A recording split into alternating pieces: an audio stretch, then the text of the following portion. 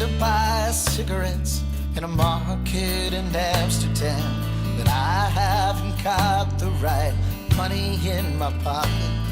I ask for directions to the central train station, but I haven't got the right words in my mouth.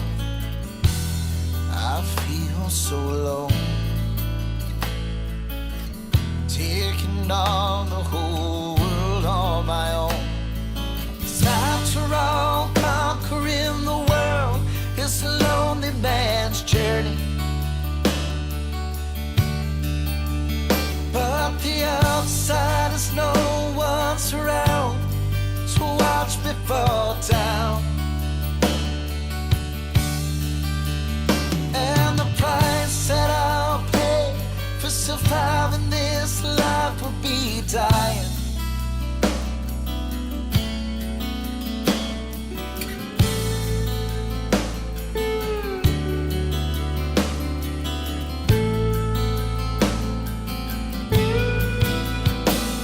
Making love to a woman on a beach in Wachuco.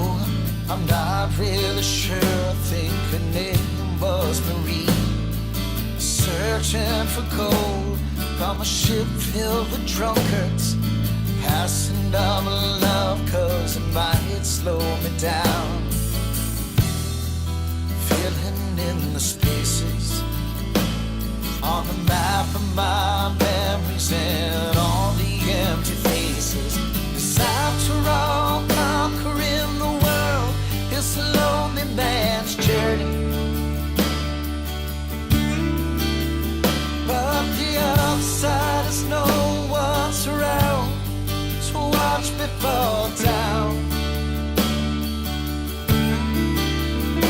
And the price that I'll pay for surviving this life will be dying.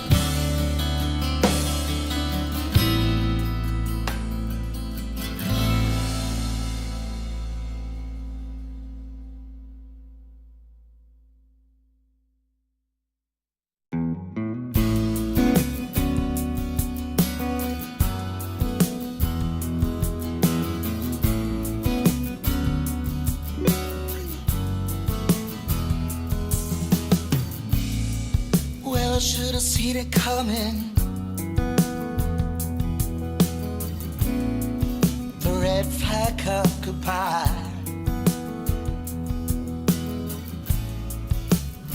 I had a funny feeling,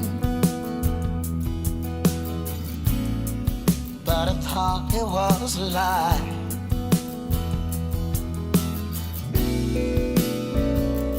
I thought I had walls and no one could break down.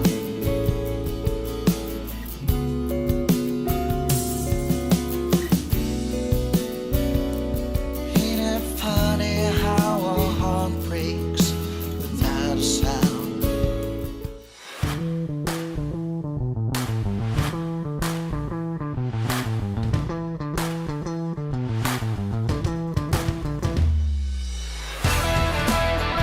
You're listening to the Jams and Coffee Morning Show. with your host, Brad Brock.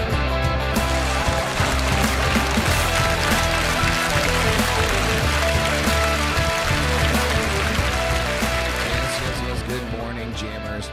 Welcome to Jams and Coffee morning radio program. I appreciate you tuning in with me this morning on YouTube and Facebook and JNC Radio via the Live365 app or jncpodcast.com. TGIF, you all. The weekend is upon us once again. I think I'm fairly certain I say it every week, but the weeks are just flying by. But that's all right. That's all right. One step closer to the weekend is good enough for me. Hope everybody's enjoyed their Thursday evening. Hope everybody was able to tune in to Paul's biggest happy hour and a half hour. I was unfortunately unable to because I was working. By the time I was done, Paul was also done. But I will be revisiting that show today after this show. But it looks like fake fall is still upon us here on the Treasure Coast. And this is a Treasure Coast focused show today. Our top 10 will actually be a top 13. In the show, we're going to talk about the spooky histories of 13 of the most haunted places here on the Treasure Coast. So if you're living here and want something spooky to do this weekend, I'll give you some places to go and check out. We'll also be talking about a new baby zebra that was born here in Florida. Unusual, but pretty usual once you get into the story. Oh, and Paul even said Philip won some swag on the show last night, on Paul's live stream last night. Congratulations, Philip. Oh, nice. Good deal. What else we're going to talk about? And we'll also talk about trouble in the UK. Trouble in UK politics, we'll say that. We'll talk about that, making history over there. And, of course, I'll hit you with some shameless plugs and celebrity birthdays and all kinds of other fun stuff. Our national days, of course. But we'll kick it off this morning with the weather report here on the Treasure Coast. This morning, it's another chilly, crisp start to the day. I know this for a fact because I actually had to go outside and move my car around this morning. But, yeah, so it is a little brisk outside, but it's good. The morning lows are going to be in the low to mid 60s, and the afternoon highs are going to be in the upper 70s to low 80s, which sounds wonderful. A mix of sun and clouds today, some spotty coastal showers. For the weekend, morning lows will be in the low to mid 60s, and the afternoon highs will be in the low to mid 80s. Mostly sunny with only some isolated showers this weekend, which is also very nice. Nice dry weekend. The main thing is the humidity will be down, so it could be 80 degrees and no humidity. It's just beautiful. We also have Phillips Jams and Coffee Irrelevant Weather Report from Tennessee. 32 degrees in Tennessee this morning. Clear and sunny today with the highs easing into the low 70s. And warming over the weekend. Clear and sunny forecast. Yeah, said the next rain chances still looking like Tuesday. That's good. And he's glad he won that swag last night on Paul's live stream. We had some national days today. Quite a few, it seems.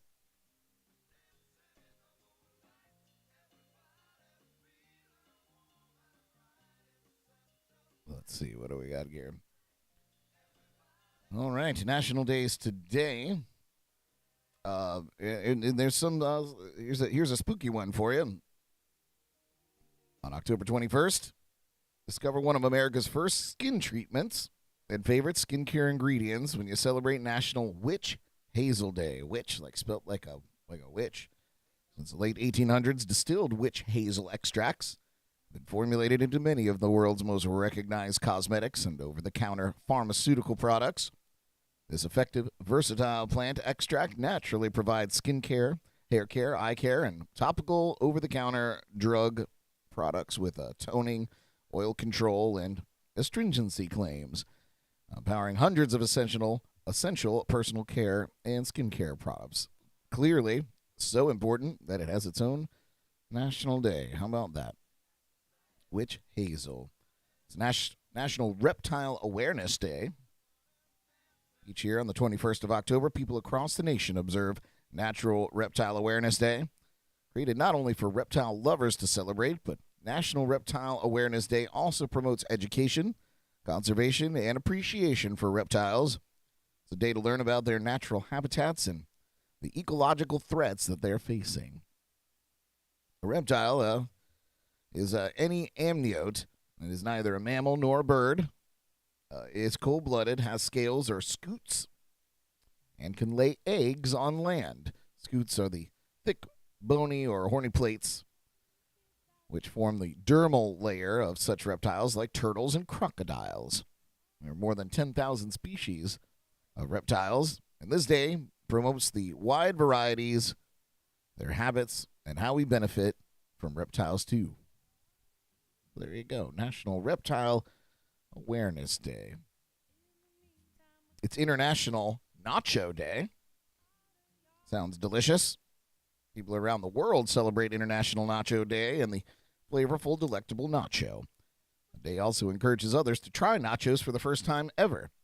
It's hard to believe that somebody's never tried nachos, but I guess this exists. This popular appetizer, of course, also makes a great snack.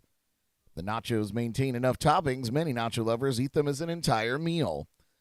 Most people think of nachos, they think of tortilla chips topped with melted cheese. However, it's never wrong to pile on loads of ingredients. And I do when I make my nachos. Delicious. Not a lot. I guess my nachos are relatively simple. You know, you get the tortillas. I put ground hamburger, ground beef on mine, jalapenos. I put on nacho cheese and then some shredded cheese. And then I just bake that sucker for a little bit. Sometimes I'll throw some onions on there if they're handy. Great. Those are my nachos. International Nacho Day. All right. What else? It's National Pumpkin Cheesecake Day. Seems fitting for October. Of course, it ushers in the full flavors of fall. Cheesecake is one of America's favorite desserts, and by adding pumpkin, well, we celebrate the essential flavoring of the season. Get out there and get yourself some pumpkin cheesecake. It actually, the debate is strong. Pumpkin everything or pumpkin nothing. And I stand firmly in the middle. Some things are a little over the top, but pumpkin cheesecake sounds delicious. And I love pumpkin pie. You name it, delicious.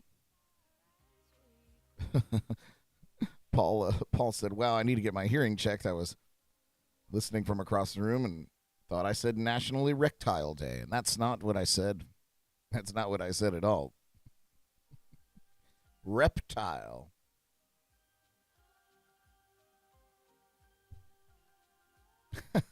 That's funny. Oh, and for you movie buffs out there, it's National Back to the Future Day. October 21st, we're traveling back in time to catch a ride on the DeLorean to celebrate Back to the Future Day. 1989, of course, millions of fans of the movie trilogy Back to the Future seen the first signs of time travel through the windshield of the infamous DeLorean. And Back to the Future 2. For nearly 26 years, fans of the movie franchise would wait for the exact date of October 21st, 2015 to celebrate the only time Doc, Marty, and Jennifer would travel into the future. Today we share the enthusiasm of pop culture by celebrating National Back to the Future Day, even though it's technically not the future anymore.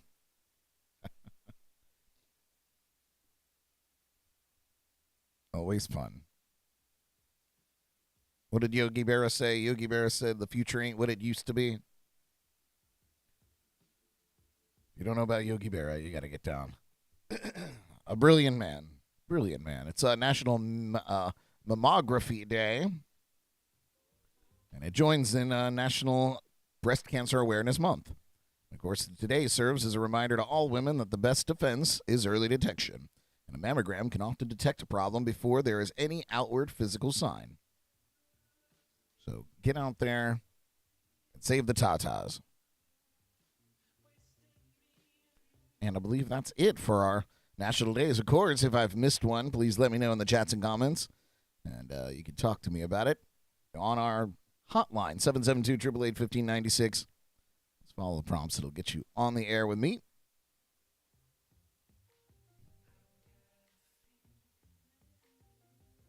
Mikey over there on Facebook. And yes, we are going to talk about Hiding in Vegas, Sandman Sleeps, and Calatrus at Hop Life tonight. That show, of course, kicking off pretty early. I'm not sure whether, I think the first band goes on at 6 p.m. He also says I'm still handsome. And so are you, Mikey. There's a potential for my show to be canceled tonight. So I'm going to find out on that. If it is, Mikey, I will see you guys there at Hop Life. Of course, Hop Life, a huge supporter of all the things that we do here in the jams and coffee, jams and cocktails world. So always great to support them. I will put a link to that thing. Actually, Mikey, if you're still listening, man, throw a link to that event in the comments there, and I'll spread the joy. I'll spread it to the other pages that we're broadcasting to. But yeah, Hiding in Vegas, the reunion show, man. Haven't been in that band in a hot minute. If you guys haven't heard Mikey perform in Overrated or in with 21 to Burn, dude is an amazing singer and an even probably the most energetic entertainer frontman on the scene here. Mikey, love you, brother. All right. We're through the National Days there. So let's get into a story here. So first story. Lion Country Safari here in Florida welcomes a new baby zebra. We always love to hear stories like that. Officials at the Wildlife Preserve located west of the Loxahatchee Groves announced Thursday that a baby Plains zebra was born on Sunday. The foal and mom are visible to guests from their cars in the Wang section of the safari along with the rest of the zebra herd. Wildlife Preserve has nearly 60 zebras under its care. Lion Country Safari, which opened back in 1967, is home to the largest herd of zebra on record in the United States, with nearly 60 zebras under its care. Yes, I just read that. Zebras give birth to one foal that weighs between 55 to 88 pounds after a gestation period of 11 to 13 months. It takes a long time for that baby to get sorted out in there. Baby zebras are born with soft, fuzzy fur and white and brown stripes. Each zebra's stripes pattern is unique. Foals can walk and run approximately an hour after birth. Plain zebras are listed as near threatened with a decreasing population by the International Union for Conservation of Nature. Lion Country Safari is Florida's largest drive-through safari, home to hundreds of animals roaming wide open natural habitats and large herds. It is a cool place. I remember fondly as a kid being taken there and getting to drive through the exhibit. So if you haven't, or you're visiting the area, check out Lion Country Safari, and you can see a brand new baby zebra if you're coming relatively soon.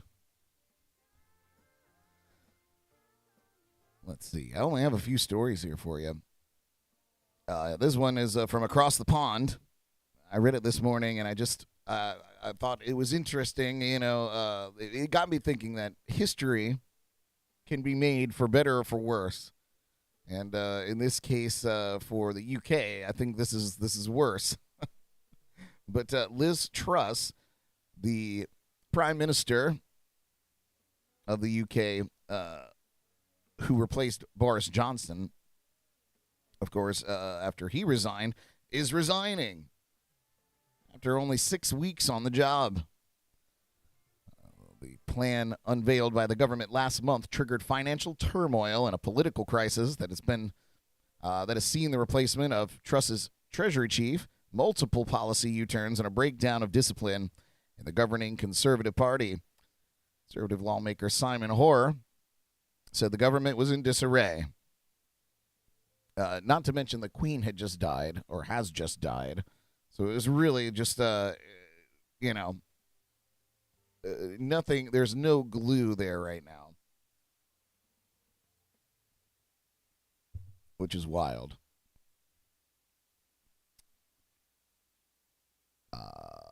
Let's see. What was I thinking about? Simon Hoare, same guy. I told the BBC on Thursday that nobody has a route plan. It's all sort of hand-to-hand fighting on a day-to-day basis. He said Truss had about 12 hours to turn the situation around. Lawmakers' anger grew after a Wednesday evening vote over fracking for shale gas, a practice that Truss wants to resume despite opposition from many conservatives. Produced, of course, chaotic scenes in Parliament, with conservatives holding a large parliamentary majority. An opposition call for a fracking ban was easily defeated. There were displays of anger reading, in the House of Commons, which, with party whips accused of heavy-handed tactics to gain votes. Chris Bryant, a lawmaker from the opposition Labour Party, said he saw members being physically manhandled and being bullied. Conservative officials, of course, denied there was any mishandling.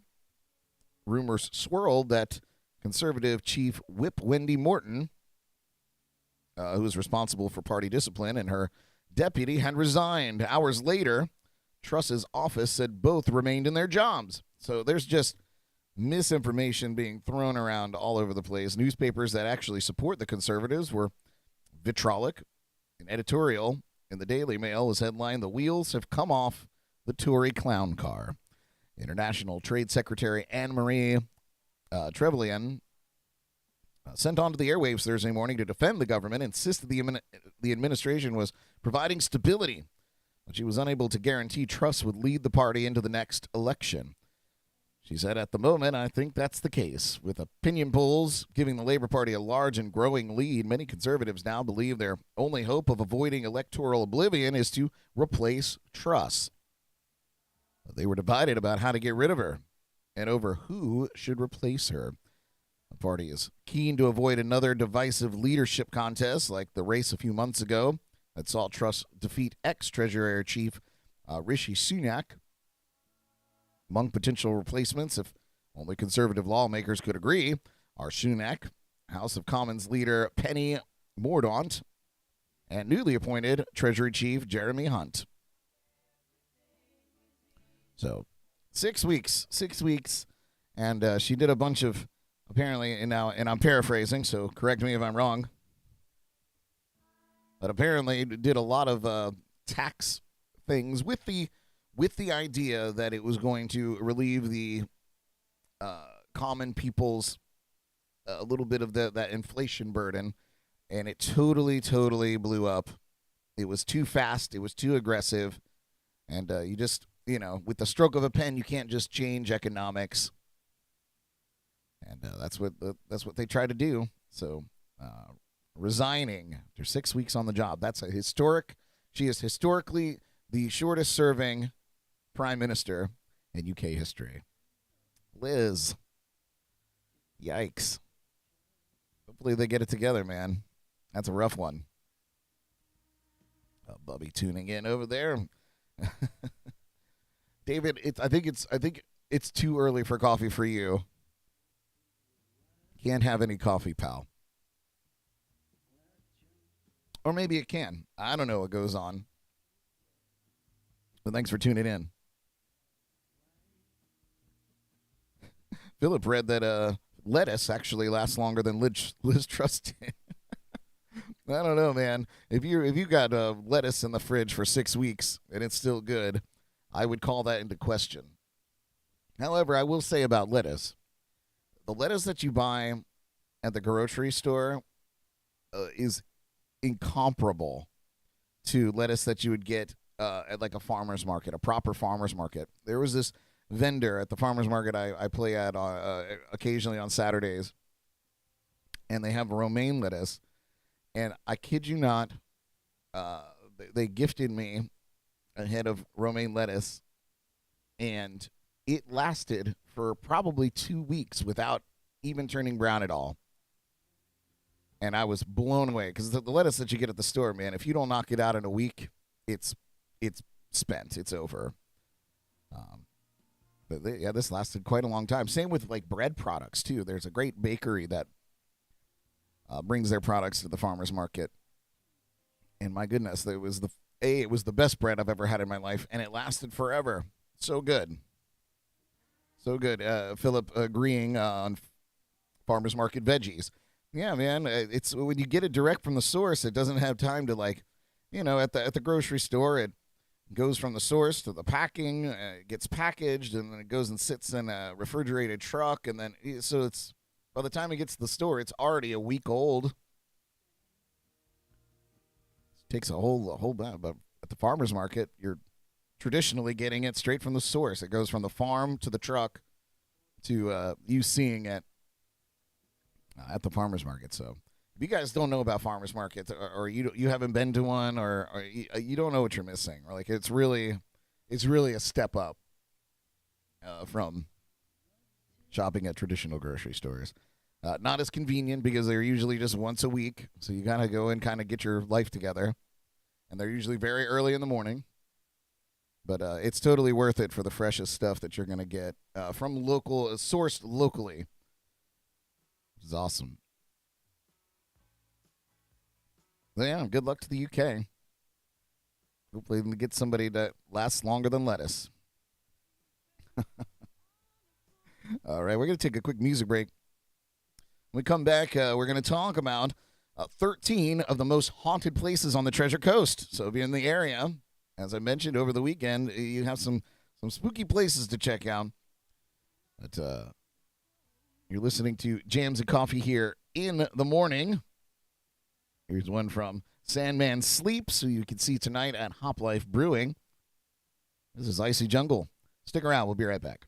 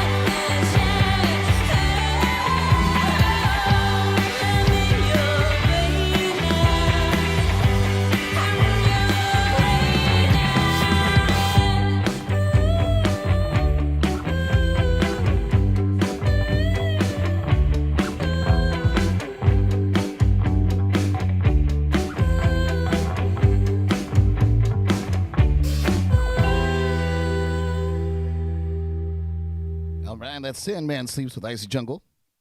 Of course, as mentioned, Hop Live Brewing tonight. Music starting at 6 p.m. It's 21 and over only. It's brought to you by Dead Dreams Booking. And in that show, it's Hiding in Vegas with Mikey, as mentioned. It's their reunion show, Calatrus, which is their final show.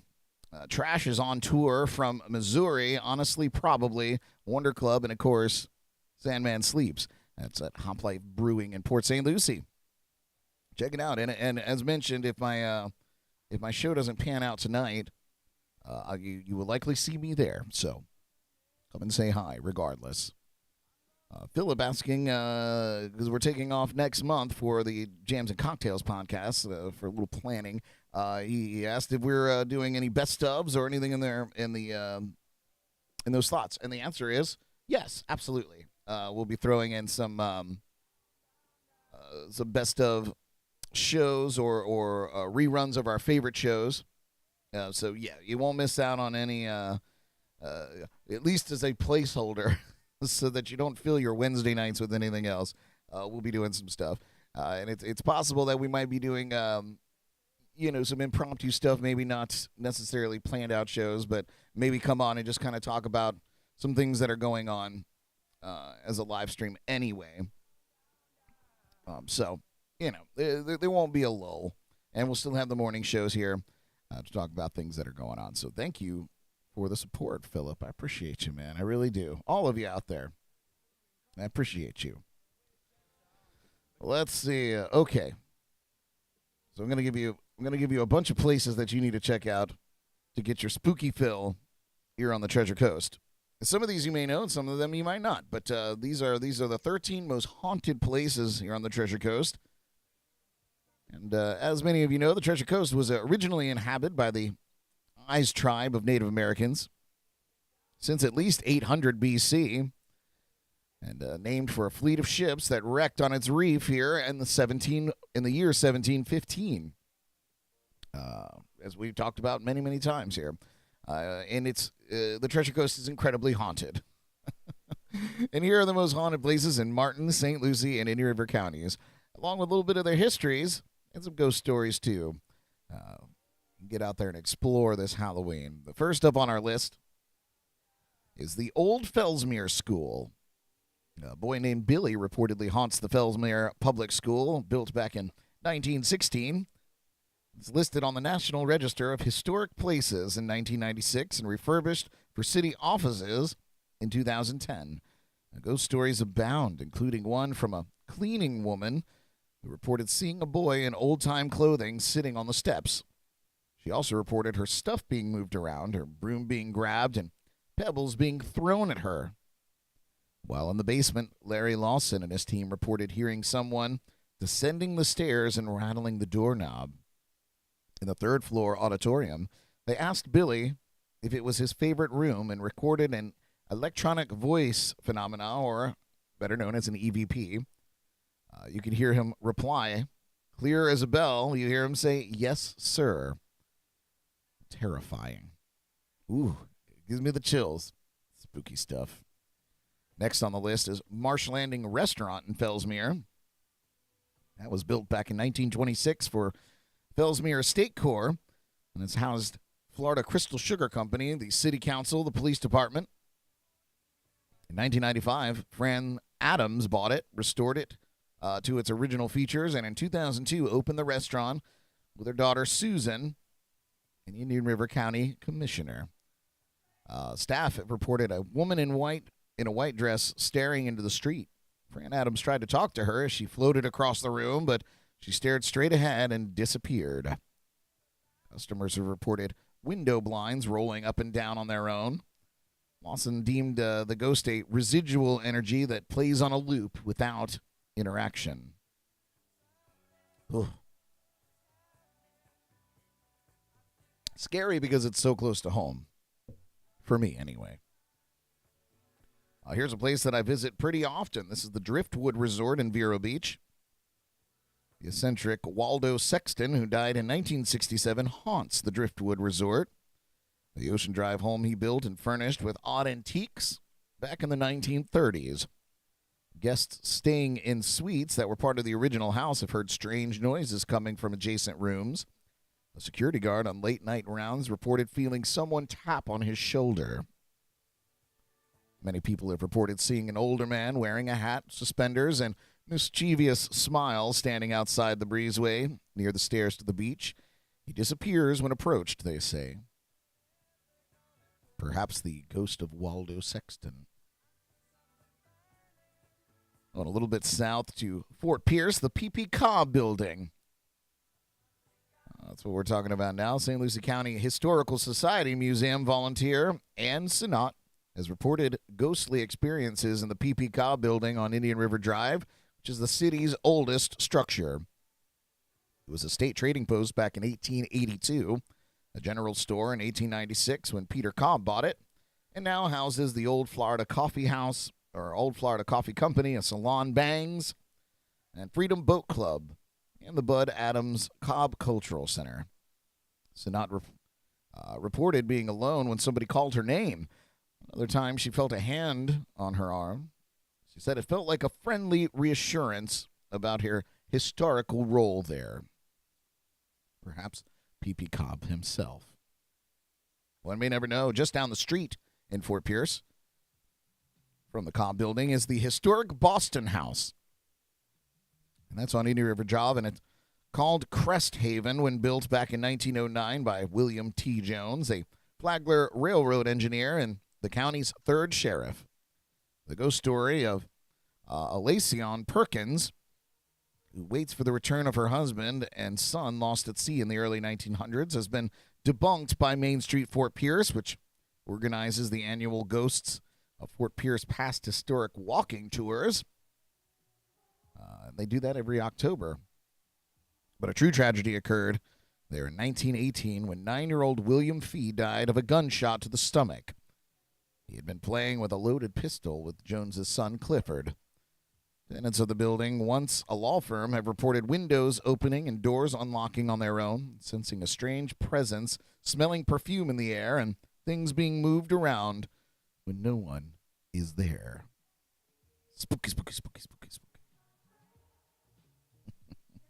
And in the same area there, the Sunrise Theater, legendary theater there in Fort Pierce. And Rupert Cobblegard reportedly watches over the historic city-owned Sunrise Theater he helped open in 1923. Rumors of his haunting began when it closed in 1983. People have reported opaque shapes in windows and knocking from within the walls. Construction workers renovating the building in 2006 reported strange noises and things being moved around.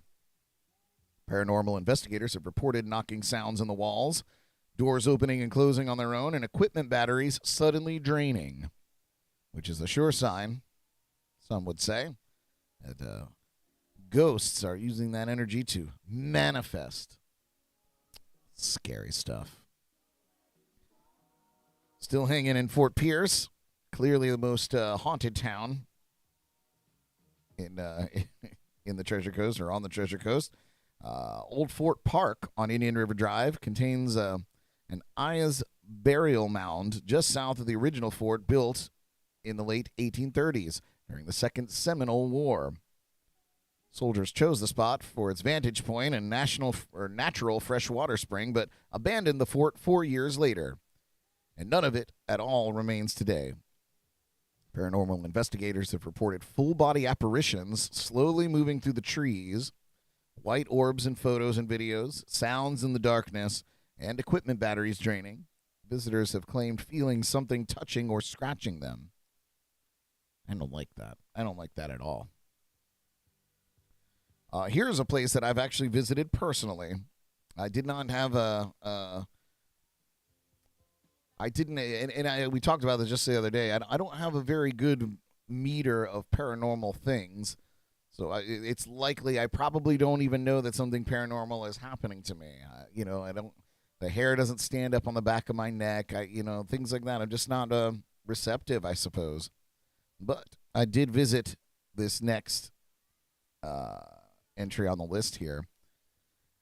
In the early 1990s, a priest reportedly exorcised the Devil's Tree in Port St. Lucie. in what is today's Hammock Park, where Crosstown Parkway meets Interstate 95. I don't know if that's accurate, but it is in that area. Anyway, I guess for somebody coming from out of state, that's probably the best way to describe that. But it is close to that area, but I would say that it's a little bit more removed than that. But kids likely started the haunting rumors after 2 bodies were discovered there in 1977, not so long ago. Iowa teens Barbara Wilcox and Colette Goodenough. Oh, what a great name. Her last name is Goodenough. That's brilliant. These 2 Iowa teens went missing while hitchhiking to Florida back in 1973, and a hog hunter found their bones and teeth by the tree. Local folklore holds that chainsaws and chopping tools won't work around the tree. The park's bathrooms are said to be haunted by the ghosts of the girls who died there. Visitors have reported a cold chill and slamming bathroom stall doors. The murder scene was similar to the shallow graves found 4 years earlier near Blind Creek Beach on Hutchinson Island, containing the mutilated remains of Susan Place and Georgia Jessup, both of Broward County. Martin County's Sheriff Deputy Gerard Schaefer was found guilty of killing them, implicated in 30 other deaths, before he could be executed. He was knifed to death in 1995 by a fellow inmate at the Florida State Prison near Stark, probably somebody that he put away. Yeah, Devil's Tree. That's a spooky place, man. It was unnerving, but I think it might have just been because, obviously we didn't just stumble upon it. We went there on purpose to, get into it. I think it might have been actually on actual Halloween one year, many years ago. But, yeah, I don't recommend going there at nighttime. There was a lot of weirdos in there. It was like a natural haunted house, or it was just, but not put on by any particular company, or it was just weirdos in a park after hours. And to put a little icing on that story, as soon as we came out from the trail, there were police everywhere, and they were harassing everybody that had been in there because the most parks close after sunset, so we weren't supposed to be in there. Thankfully, they gave us a nice slap on the wrist and made sure that we weren't doing anything unsavory. We were just being knuckleheads. Next on the list here is the mansion at Tuckahoe in Jensen Beach's Indian Riverside Park. This is a beautiful venue. A lot of people get married there. A lot of events are held there. But it's also incredibly haunted, apparently. It was built back in 1936 by Williford and Ann Leach, heiress to the Coca-Cola fortune. It was after a 1923 fire destroyed the mansion Charles Racy built in 1891 atop a 60-foot-tall, 4,000-year-old, you might have guessed, Eyes Mound, yes, which were typically topped with ceremonial houses for rituals and escaping floods. Yes, anytime you get Native Americans involved, there's hauntings. I don't know why. It's just the way it is. Visitors have reported cold spots, soft piano music, the boys singing in a high-pitched voice, orbs and shadowy figures, especially in the auditorium. When it was being used as a college campus, a professor working late reported seeing a man in the shadows at the end of a hallway wearing a fedora and a long coat from the 30s or 40s. The man dissolved when the professor called out. A volunteer, the last to leave for the day, reported seeing a tall, hazy figure with eyes attire and Native American features appear from behind the mound. It moved toward her, looked at her for a few moments, and then disappeared. Scary stuff. Spooky, spooky, spooky, spooky, spooky. Then we have the Elliott Museum in Stewart, which is Harmon Elliott, built on Hutchinson Island back in 1961, and was raised in 2011 to build today's museum. But its history still lingers. Elliott, of course, a wealthy man who obtained over 100 U.S. patents before his death in 1969, wintered in Stewart, where he wanted to display his inventions in antique cars. When Robin Hicks Connors became CEO in 2002, the staff told her about unusual happenings, noises, sightings, sudden temperature drops, car gallery doors opening and closing on their own, and unexplained sensations like someone following them. She herself sometimes felt a friendly presence while working at the upstairs office. Visitors have reported an eerie feeling of being watched. On several occasions, as the museum was closing for the day, a little girl in a long white dress with blonde pigtails reportedly was seen in the hallways, but she disappeared as people approached. 2004, a Florida Paranormal Research Foundation investigation deemed the incidents friendly attachment hauntings, in which a spirit imprints itself on an object. How unnerving. Let's see. We just have a few more here. Gilbert's Bar House of Refuge in Stewart. That's on Hutchinson Island, is said to be haunted by multiple spirits.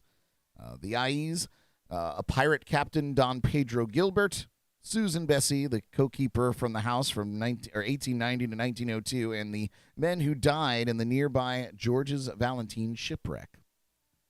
As Martin County's oldest building, it housed shipwrecked passengers from 1876 to 1945, until the county bought it in the 1950s and turned it into a museum.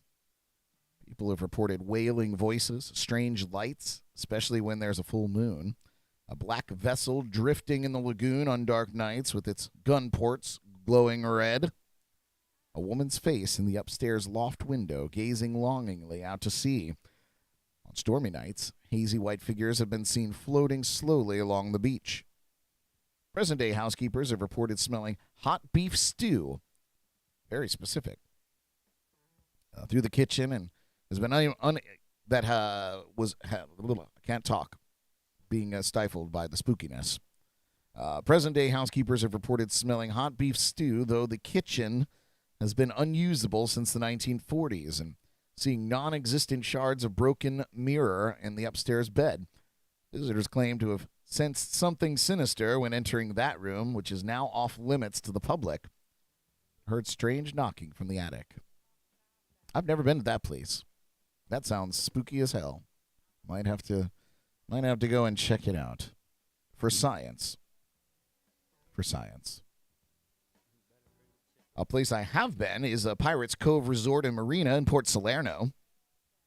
Benjamin Mulford built his family's home on the St. Lucie River back in 1913 near the Manatee Pocket, where the Pirates Cove and Resort and Marina are today. Staff have reported strange late-night after-closing experiences, including feeling they weren't alone or being touched by invisible hands. One man said he was shoved so hard he almost fell. One couple said a man in old-fashioned clothes who walked past them on the ground smiled, bowed, and politely tipped a straw hat before vanishing. Terrifying. And finally on our list here, Trapper Nelson's in Hobe Sound. Jonathan Dickinson State Park is said to be haunted by Victor Trapper Nelson Nostokovic. These names. He was a hunter-trapper and zoo founder. He was found dead outside of his cabin back in 1968. The gunshot to his gut was ruled self-inflicted, but some believe he was murdered. Many people have reported seeing and hearing him, feeling his presence on the dock, and hearing heavy boots crunching through the trees. Two kayakers said a man waved to them from the dock, but no one was in the camp when they arrived. In 1994, Cheryl Wells was in her first week as a park ranger training, in her first week of park ranger training, when she heard him. She reported that he said, "If I weren't dead, I'd be asking you out. He was flirting with me." Was the trapper a ladies' man? And the instructor looked at her and said, "How did you know that?" Yep, because he was hitting on her as a ghost. When she later saw a full-body apparition, she called in a psychic medium who said Trapper Nelson was concerned about two burial grounds that he wanted to keep safe. So he sticks around and protects it. How about that? Trapper Nelson. Good to the core. Ladies' man. Even in death.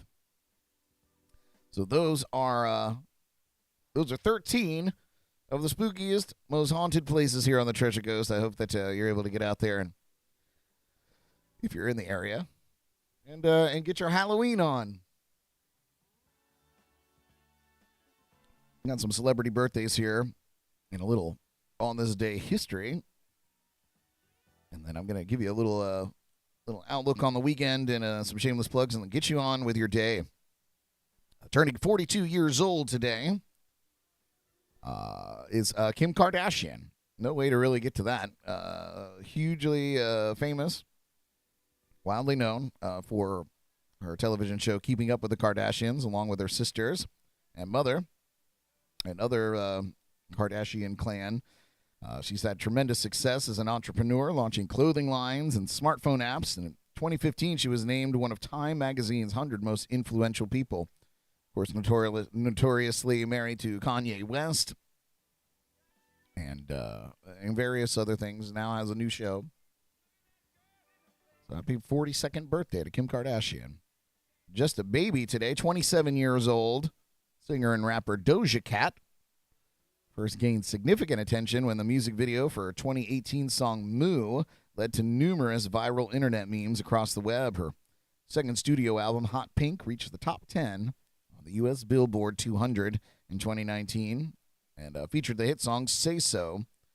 And since has had 1 billion hits, and every time you turn on pop radio, if it's not a Doja Cat song, then it's a song that features Doja Cat. It's unbelievable. So good for her. 27 years old today. Just a couple years older, at 29, country music singer Kane Brown, celebrating his 29th birthday today. He began gaining significant buzz back in 2015 with the release of his debut EP, Closer. He auditioned both on American Idol and The X Factor, being chosen by the latter. In 2013, he'd ultimately become known for his cover songs of popular artists, and he released the EP Chapter 1 back in 2016. He's still out there doing his thing. Happy birthday, Kane Brown. Turning 39 years old today, model, actress, recording artist, and socialite, known for her famous relationships with rappers, Amber Rose. She appeared in the music videos What Them Girls Like by Ludacris and No Sleep by Wiz Khalifa. Happy birthday, Amber Rose. And turning 80 years old today, the big 8-0, the tough but fair New York family court judge, Judge Judy. She's celebrating her 80th today. Her daytime TV show, Judge Judy, earned her $47 million back in 2013, and no signs of stopping for this lady. Happy birthday, Judge Judy. Turning 35 years old today is Dean Lewis, notable for his certified 3-times platinum single, Waves, which peaked at number 12 on the Australian charts. He's a singer-songwriter, of course, who released a 2017 EP called Same Kind of Different back in April of that year. I haven't heard anything else from Dean, but that song was a banger for sure. Waves. And finally on our list, turning a whopping 82 years old today, South African-British keyboard player, guitarist, and vocalist Manfred Mann. The 1964 number one hit, Do What Diddy. And with Manfred Mann's Earth Band, hits include a bunch of covers of Bruce Springsteen's tunes, For You, Blinded by the Light, and Spirit in the Night. Manfred Mann, also his band called Manfred Mann. 82 years old today. Happy birthday, you guys. And on this day back in 1997, Elton John's Candle in the Wind 97 was declared by the Guinness Book of World Records as the biggest-selling single record of all time, with 31.8 million sales in less than 40 days and raising more than 20 million pounds for charity. Huge, huge. And Elton John just had a few words changed in the song to be more meaningful for his friend, Princess Diana. There you go. There's that. So let's give you a little look at the weekend coming up. As mentioned, I'm supposed to be at Chuck's Seafood tonight from 6 to 9. but apparently they're doing some renovations to the stage area, which is awesome. If you haven't been to Chuck's, it's a great place. I love it. I always have a wonderful time there. The biggest problem is the stage is completely open air, and for that matter, most of the outside area is all open air. So it really becomes a problem for musicians because there's nowhere to run. There's nowhere to seek cover or to get your gear into a safe place at all. So I believe that it looks as though they're building some sort of canopy over top of the stage, which is incredibly welcome. But to do that, they have to do some renovations. So I know that Miss Abby Owens was canceled last night. She was able to pick up another gig at the district table. But that leaves me tonight at Chuck's, and I just drove by there yesterday, and it doesn't look like there's much there has been much progress. So I'm not sure. I'm on the schedule there. I'll know later today, and I'll let you guys know accordingly, of course, through social media, whether that's going to go on or not. If it does not, it's likely I'll see you at a Hop Life tonight to catch the show that we were just talking about. I put the link to that Facebook event on each of the chats, so be sure to click on that and check out that show.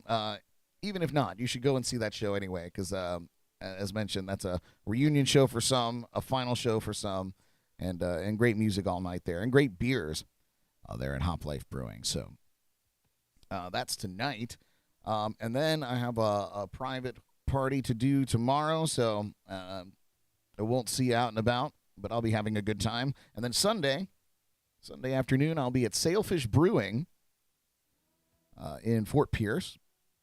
So you can come and see me there. I'll be there from 2 to 5. And it's always a good afternoon at Sailfish on Sundays. So come and check that out. And just some shameless plugs for you. Some things to get down on. Next week on the Jams and Cocktails podcast, next Wednesday, is our Halloween special. I really hope that you could join us for that. We got some really fun content and games and things to play. This is our 3rd annual Halloween special, so it's a milestone that we've been doing this long enough to have a 3rd annual anything, and it's going to be a great time. So check that out. You hear me harassing you about it for the next week until we get to the day, of course. Check out this past week's podcast. When we were hanging with John McDonald and Ringo. That's up now anywhere you listen to podcasts. You can find that to listen to. Or, of course, you can watch the uploaded version or the re-uploaded version on YouTube with better sound and any snafus that we had edited out. So it's just a better visual experience. But that was a great show. Great guys. Lots of really cool stuff going on that you can get involved with. Please subscribe to our YouTube channel.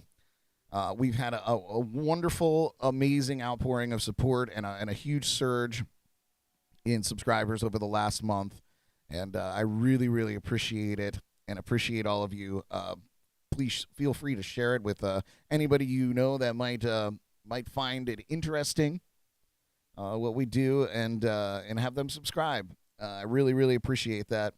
We blew past our 200 subscriber mark that I wanted to get to. It's been literally like a year of just kind of stagnation in subscribers, and we really just made a major push to try to get more people involved over the last few weeks, and it's really, you guys have turned out, so I appreciate that.